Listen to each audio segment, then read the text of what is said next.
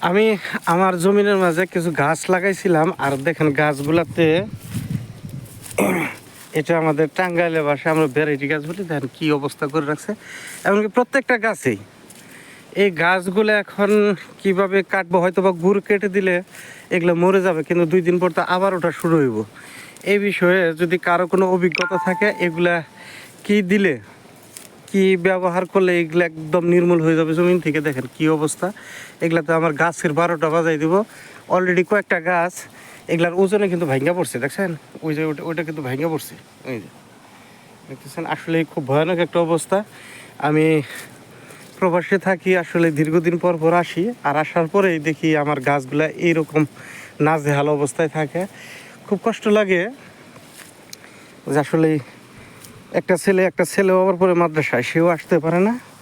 তো এই যে একটা মানে প্যারা, এই দেখেন এই যে প্রত্যেকটা গাছ মানে মরার দশা বানায় ফেলায়, দেখছেন খুব ভয়ানক অবস্থা।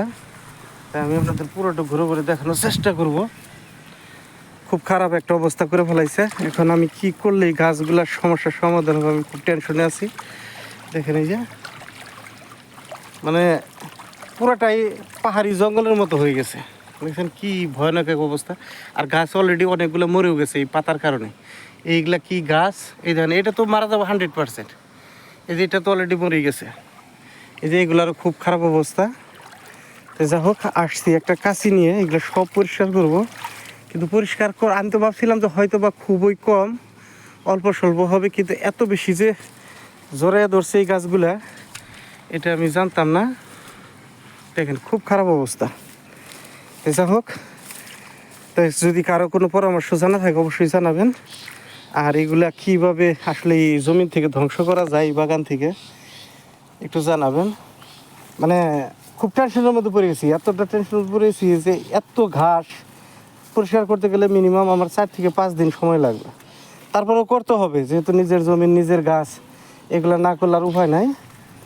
তাই যা হোক, এই যে কাশি নিয়ে আসছি, তাই চেষ্টা করবো একদিক থেকে কাইটা সব পরিষ্কার করে দেওয়ার জন্য। তাই আপনাদের যদি কারো কোনো এই বিষয়ে পরামর্শ থাকে অবশ্যই একটু আমাকে কমেন্ট করে জানাবেন। ইনশাল্লাহ আপনাদের পরামর্শ অনুযায়ী আমি কাজ করি। যদি আমার জমিটা পরিষ্কার হয়, মানে যে পরিমাণ কচু গাছ ওই পরিমাণে হলো, ওই যে আমরা ভ্যারাইটি গাছ বলি, ওই ভ্যারাইটি গাছগুলো দেখছেন খুব খারাপ অবস্থা। গাছগুলো মোটামুটি সুন্দর হয়েছিল, কিন্তু এই গাছগুলার অত্যাচারে ওই গাছগুলো টিকতে পারতেছে না। যাই হোক, তাই সকলে ভালো থাকবেন। আর আপনাদের সঠিক মতামত চাচ্ছি। আশা করি সঠিক মতামত দিয়ে আমাকে সহযোগিতা করবেন। তাই আপনার ছোট্ট একটি সহযোগিতায় আমার জমিটা পরিষ্কার হয়ে যেতে পারে। ভালো থাকবেন। আসসালামু আলাইকুম রহমতুল্লাহ।